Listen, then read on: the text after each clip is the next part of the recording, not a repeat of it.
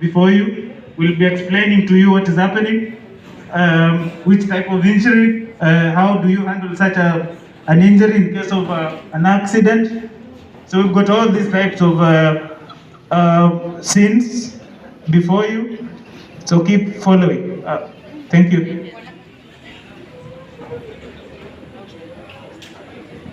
Yeah, good afternoon. Yeah, in front of you. Hello? In front of you, it's Mohammed Salim, the operator of the Red Cross. We are here to present a scene involving it's an RTA.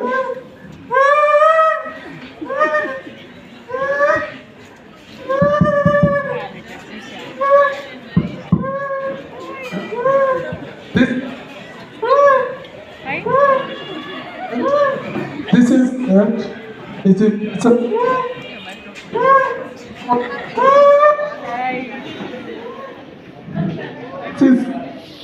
This incident is a road traffic accident whereby two casualties,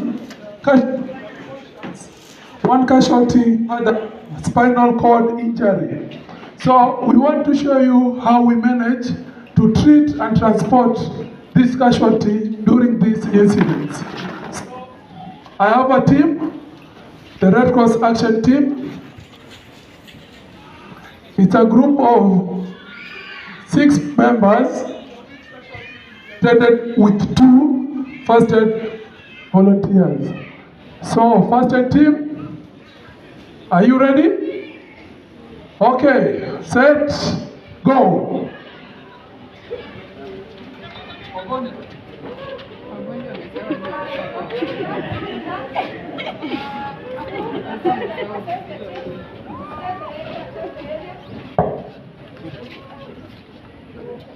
Assess the area. Give me feedback.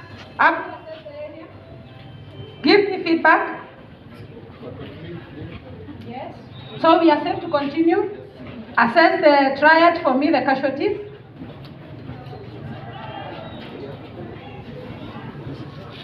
So first of all, we check the casualties that we have. We do not go to them directly to giving them first aid. We come to check first who is supposed to be taken care of first.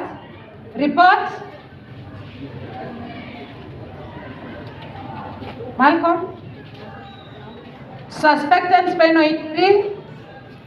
Yes. On it, suspected fracture.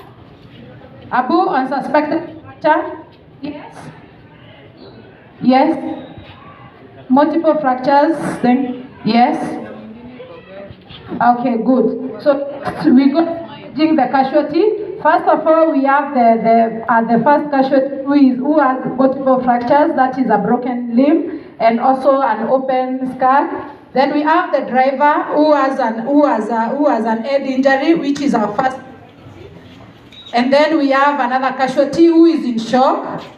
So we try to immobilize these fractures as I look for the ambulance. No? We have an accident at Chuka University in the podium. We have approximately 4 casualties. We need specialized casualty management of a spine. We also need a fast rush up to the hospital. That is an head injury. Kindly be on site in the next few minutes. So after we got first aiders are continuing to do their first aid on the casualties. First, we manage on the open cut. We make sure we wrap a bandage around the open bone. We don't remove the bone. We don't return the bone. We just make sure to keep the bone safe until it gets to the hospital. Thank you so much. So in the scene, you may ensure that you're controlling the crowd. Ensure that they give you that space to just move behind. Please move behind. Move behind. Yes, just right there. You keep ensuring that you have enough space to attend to the casualties. Ensure that you control the crowd as much as you can. Ensure they are far away from you.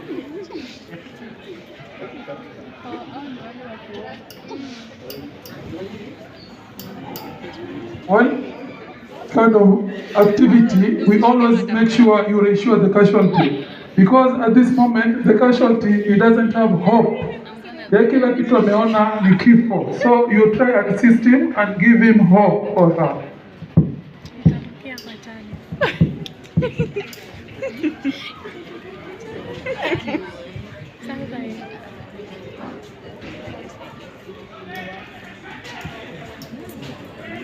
Okay, wale ambao wako very stable, we normally transport them with the normal transport.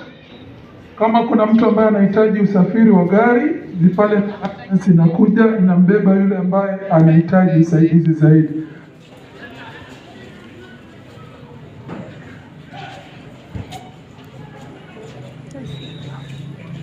Okay, the big lesson here I want us to learn today is how to manage a spinal cord injury person, because it's a matter of death or life. If you mistreat him, ile cause inaweza kudamage the CNS system, inaweza kumcause yeye akaishi kwa wheelchair for the rest of his life. So you should be very carefully when handling such cases.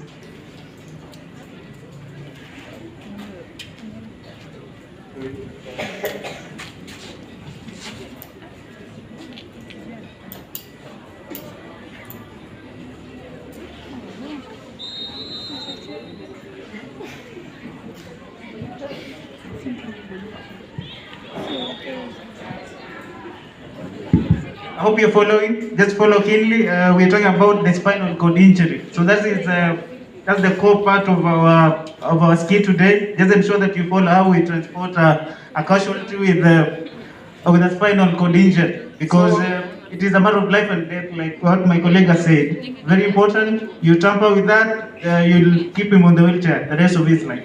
So ensure that you be very careful, and I hope you're watching. Thank you. Okay, the count of 3 you lift. 1, 2, 3. So you lift. So ready for transport. So that is how we transport. When the transport is not nearly, so that is how we transport to the nearest ambulance. So you are remaining with the person with the spinal cord injury.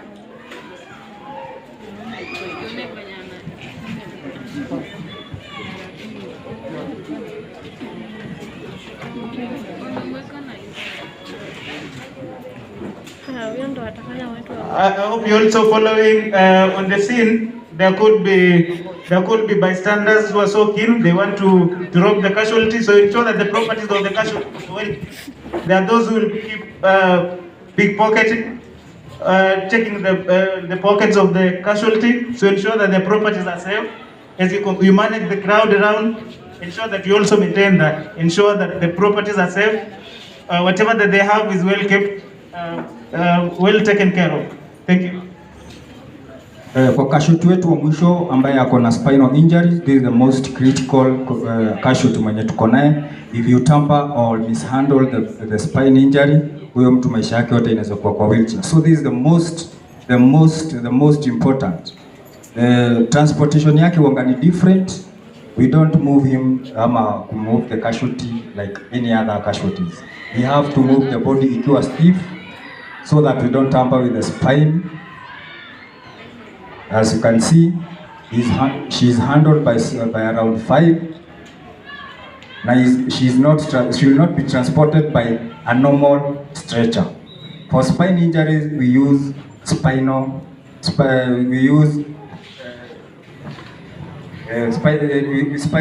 board. We call it spine board. We modified the mambao.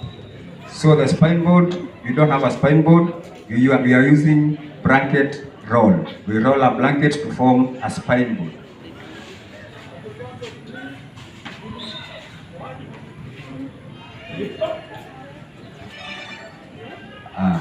Our casualty is ready for transportation inside the ambulance.